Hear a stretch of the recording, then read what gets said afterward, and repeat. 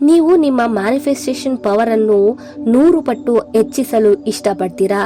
ಹೌದು ಬಂಧುಗಳೇ, ಈ ವಿಡಿಯೋವನ್ನು ಕೊನೆವರೆಗೂ ನೋಡಿ. ನಾನು ಹೇಳೋ ಪ್ರತಿಯೊಂದು ಮಾತು ನಿಮಗೆ ಬೆನಿಫಿಟ್ ಆಗುತ್ತೆ. ನಾನು ನಿಮ್ಮ ಹೀಲರ್, ಮ್ಯಾನಿಫೆಸ್ಟೇಷನ್ ಕೋಚ್ ನಿಖಿತಾ. ಈ ವಿಡಿಯೋ ನೋಡಿದಾದ್ಮೇಲೆ ಕೇಳ್ದಾದ್ಮೇಲೆ ನಿಮ್ ಲೈಫ್ ನಲ್ಲಿ ಸೀರೀಸ್ ಆಫ್ ಅಮೇಜಿಂಗ್ ಥಿಂಗ್ಸ್ ನಿಮ್ಮ ಜೊತೆ ನಡೆಯುತ್ತೆ. ಅದನ್ನ ತಪ್ಪದೆ ಬಂದು ಕಮೆಂಟ್ ಮಾಡಿ. ನಿಮ್ಮಿಂದ ಇನ್ನಷ್ಟು ಜನರಿಗೆ ಇನ್ಸ್ಪಿರೇಷನ್ ಆಗ್ಲಿ. ನಾನು ನಿಮ್ಗೆ 21 ಡೇಸ್ ಚಾಲೆಂಜ್ ಕೊಡ್ತೀನಿ. ನೀವು 21 ಡೇಸ್ ಪ್ರಾಕ್ಟೀಸ್ ಮಾಡಬೇಕು. ಪ್ರಾಕ್ಟೀಸ್ ಮಾಡಾದ್ಮೇಲೆ ನಿಮ್ ಜೊತೆ ಏನ್ ನಡೀತು ಅನ್ನೋದನ್ನ ಮತ್ತೆ ಬಂದು ನನ್ನೊಂದಿಗೆ ಹಂಚ್ಕೊಳ್ಳಿ. ಅದಕ್ಕೆ ಜಾಸ್ತಿ ಟೈಮ್ ಬೇಕಿಲ್ಲ. ನೀವು ನಡೀತಾ ಇರ್ಬೇಕಾದ್ರೆ ದಿನದಲ್ಲಿ, ರಾತ್ರಿ, ಆಫೀಸ್ನಲ್ಲಿ, ಮನೆಯಲ್ಲಿ ಎಲ್ಲಿದ್ರೂ ಇದನ್ನ ಮಾಡಬಹುದು. ನೀವು ಈ 21 ಡೇಸ್ ಒಂದು ರಿಯಲಿಸ್ಟಿಕ್ ವಿಶ್ ನ ಮನಸ್ಸಿನಲ್ಲಿ ಇಟ್ಕೊಳ್ಳಿ.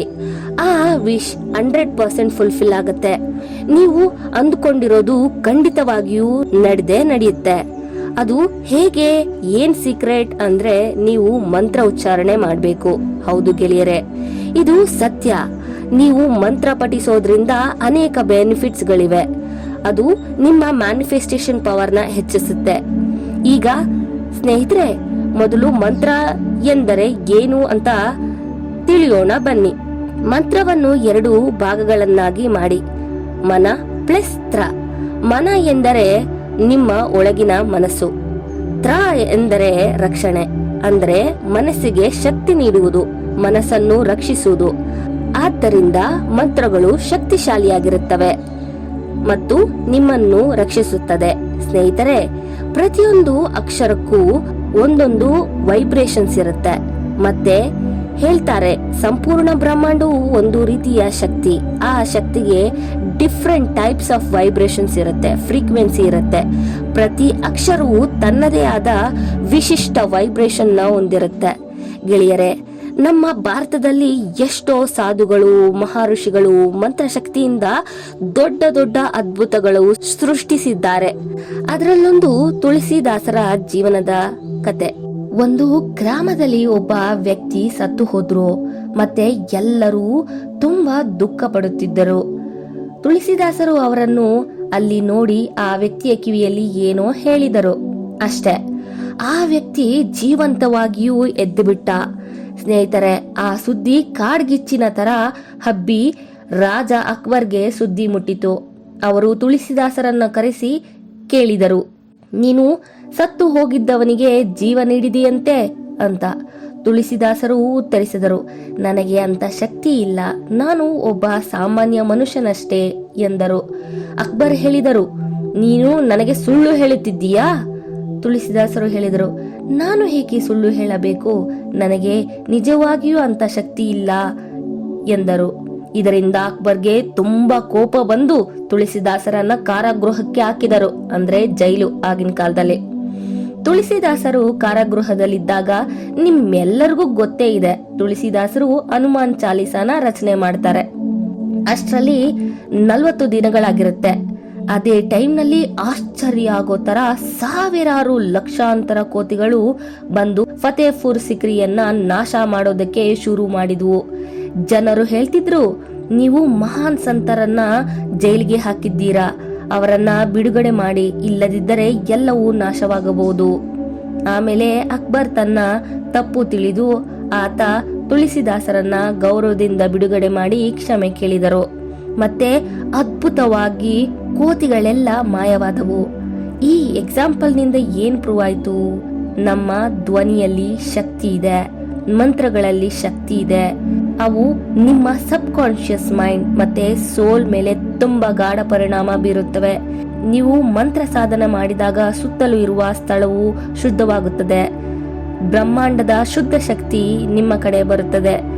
ಮಂತ್ರಗಳ ಕಾರಣದಿಂದ ಮ್ಯಾನಿಫೆಸ್ಟೇಷನ್ ಪವರ್ ಸಹ ಸ್ಟ್ರಾಂಗ್ ಆಗುತ್ತೆ, ಧ್ಯಾನ ಹೆಚ್ಚಾಗುತ್ತೆ. ಮತ್ತೆ ನೀವು ನಿಮ್ಮ ಗುರಿ ಮೇಲೆ ತುಂಬಾ ಫೋಕಸ್ ಆಗಿರ್ತೀರಾ. ನಿಮ್ಮ ಮನಸ್ಸು ಸಂಪೂರ್ಣ ಸಮತೋಲನವಾಗಿರುತ್ತೆ. ಮತ್ತೆ ನೀವು ಗೊಂದಲಕ್ಕೆ ಒಡ್ಡುವುದಿಲ್ಲ. ನೀವು ಕಂಪ್ಲೀಟ್ಲಿ ಫೋಕಸ್ ಆಗಿರ್ತೀರಾ. ಯಾವ ಕೆಲಸ ಮಾಡಿದ್ರೂ ಫಾಸ್ಟ್ ಆಗಿ ಅದರ ಫಲಿತಾಂಶ ಸಿಗುತ್ತೆ. ಬಹುಶಃ ಆ ದೇವಿಯ ಆಶೀರ್ವಾದವು ನಿಮಗೆ ದೊರಕಿರುತ್ತೆ. ನೀವು ಯಾವ ಧರ್ಮದಲ್ಲಿದ್ದರೂ ಆ ಧರ್ಮದ ಪವರ್ಫುಲ್ ಮಂತ್ರನ ಸೆಲೆಕ್ಟ್ ಮಾಡಿಟ್ಕೊಳ್ಳಿ. ಸ್ವಲ್ಪ ರಿಸರ್ಚ್ ಮಾಡಿದ್ರೆ ನಿಮಗೆ ಗೊತ್ತಾಗುತ್ತೆ. ನಾನು ಸಜೆಸ್ಟ್ ಮಾಡೋದು ಫಸ್ಟ್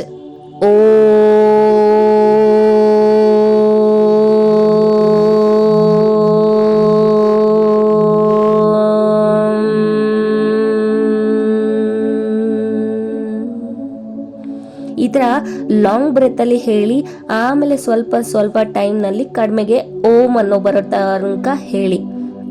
ಸೆಕೆಂಡ್ ಸಜೆಷನ್, ಗಾಯತ್ರಿ ಮಂತ್ರ. ಓಂ ಭೂರ್ ಭುವಸ್ವಃ ತತ್ಸವಿತುರ್ವರೆಣ್ಯಂ ಭರ್ಗೋ ದೇವಸ್ಯ ಧೀಮಹಿ ಧಿಯೋ ಯೋ ನಃ ಪ್ರಚೋದಯಾತ್. ಇದನ್ನ ಬೇಕಾದ್ರೆ 11 ಟೈಮ್ಸ್ನ ಹೇಳಿ. ಥರ್ಡ್ ಸಜೆಷನ್, ಓಂ ನಮಃ ಶಿವಾಯ ಓಂ ನಮಃ ಶಿವಾಯ ಅಂತ 21 ಟೈಮ್ಸ್ ಹೇಳಿ. ನನಗೆ ತುಂಬ ಟೈಮ್ ಇದೆ ಅನ್ನೋರು, ನನಗೆ ನನ್ನ ವಿಶ್ ಫುಲ್ಫಿಲ್ ಆಗಲೇಬೇಕು ಅನ್ನೋರು ಫೋರ್ತ್ ಸಜೆಷನ್, ಹನುಮಾನ್ ಚಾಲಿಸನ ಓದಿ. ಇಲ್ಲ ಫಿಫ್ತ್ ಸಜೆಷನ್, ಲಲಿತಾ ಸಹಸ್ರನಾಮನ ಓದಿ. ಮ್ಯಾನಿಫೆಸ್ಟೇಷನ್ ಶಕ್ತಿನ ಹೆಚ್ಚಿಸಲು ನೀವು 3 ಕೆಲಸಗಳನ್ನು ಮಾಡಬೇಕು. ಫಸ್ಟು, ನಿಮ್ಮನ್ನ ನೀವು ಸಂಪೂರ್ಣವಾಗಿ ರಿಲ್ಯಾಕ್ಸ್ ಮಾಡ್ಕೊಳ್ಳಿ. ಡೀಪ್ ಬ್ರೀತಿಂಗ್ ಮಾಡಿ, ಆರ್ ಅನುಲೋಮ ವಿಲೋಮ ಮಾಡಿ, ಆರ್ ಧ್ಯಾನ ಮಾಡಿ. ನೀವು ಚೂಸ್ ಮಾಡಿ. ನಿಮ್ಮ ಮನಸ್ಸು ಶಾಂತವಾಗಿರ್ಬೇಕು ಅಂದ್ರೆ ಏನ್ ಮಾಡಿದ್ರೆ ಶಾಂತವಾಗುತ್ತೆ ಅಂತ. ಇದು ಫಸ್ಟ್ ಸ್ಟೆಪ್. ಎರಡನೇ ಸ್ಟೆಪ್, ಕನಿಷ್ಠ ಅಂದ್ರೂ 11 ಬಾರಿ ಇಲ್ಲ 21 ಟೈಮ್ಸ್ ಅಥವಾ 108 ಬಾರಿ ಮಂತ್ರನ ಜಪ ಮಾಡೋದು. Third step, visualise. ನೀವು ಯಾವುದಾದ್ರೂ ರಿಯಲಿಸ್ಟಿಕ್ ವಿಶ್ ಇಲ್ಲ ಗೋಲ್ ತಗೊಂಡಿದ್ರೋ ಅದು ಅಚೀವ್ ಆದ್ಮೇಲೆ ನಿಮ್ಮ ಸಿಚುವೇಶನ್ ಹೇಗಿರುತ್ತೆ, ನೀವು ಯಾರಿಗೆ ಕಾಲ್ ಮಾಡಿ ಏನಂತ ಹೇಳ್ತೀರಾ, ಅವರು ನಿಮ್ಗೆ ಏನ್ ರಿಪ್ಲೈ ಕೊಡ್ತಾರೆ, ಎಲ್ಲ ಎಂಡ್ ಟು ಎಂಡ್ ವಿಜುವಲೈಸೇಷನ್ ಮಾಡಿ. 21 ಡೇಸ್ ಈ ರೀತಿ 3 ಸ್ಟೆಪ್ಸ್ನ ಫಾಲೋ ಮಾಡಿ. ಆ ವಿಶ್ ಯಾವುದೇ ಇರಲಿ, ರಿಯಲಿಸ್ಟಿಕ್ ವಿಶ್ ಡೆಫಿನೆಟ್ಲಿ ಫುಲ್ಫಿಲ್ ಆಗುತ್ತೆ. ಯಾಕೆ ಹೇಗೆ ಅಂದ್ರೆ ನಿಮ್ಮ ಮನಸ್ಸು ಬ್ರೀತಿಂಗ್ ಎಕ್ಸಸೈಸ್ ಮಾಡಿ ಶಾಂತವಾಗಿರುತ್ತೆ. ಮಂತ್ರಗಳಿಂದ ನಿಮ್ಮ ದೇಹದ ಎಲ್ಲ ನೆಗೆಟಿವ್ ಎನರ್ಜಿ ರಿಮೂವ್ ಆಗಿರುತ್ತೆ. ಯಾವಾಗ ನೀವು ವಿತ್ ಫೀಲಿಂಗ್ ವಿಜುವಲೈಸ್ ಮಾಡ್ತಿರೋ ಆಗ ನಿಮ್ಮ ಸಬ್ ಕಾನ್ಶಿಯಸ್ ಮೈಂಡ್ ಡಿಫ್ರೆನ್ಶಿಯೇಟ್ ಮಾಡೋಕ್ಕಾಗಲ್ಲ ಇಮ್ಯಾಜಿನೇಷನ್ಗೂ ರಿಯಾಲಿಟಿಗೂ. ಈ 3 ಸ್ಟೆಪ್ಗಳು ನೀವು ಪ್ರತಿದಿನ ಫಾಲೋ ಮಾಡೋದ್ರಿಂದ ನಿಮ್ಮ ಪ್ರತಿಯೊಂದು ಮ್ಯಾನಿಫೆಸ್ಟೇಷನ್ 100 ಪಟ್ಟು ವೇಗವಾಗಿ ನಡೆಯುತ್ತೆ. ಕನಿಷ್ಠ ಅಂದ್ರೂ 100 ಜನಕ್ಕೆ ಈ ವಿಡಿಯೋನ ಶೇರ್ ಮಾಡಿ. ಮತ್ತಿನ್ನೇನಾದ್ರೂ ಡೌಟ್ ಇದ್ರೆ ಕಮೆಂಟ್ ಮಾಡಿ. ಎಲ್ಲರಿಗೂ ಒಳ್ಳೇದಾಗ್ಲಿ. ನನ್ನ ಒಳ್ಳೇದಕ್ಕೆ ಬಯಸೋರ್ಗೆ ಇನ್ನೂ ಒಳ್ಳೇದಾಗ್ಲಿ. ಧನ್ಯವಾದಗಳು.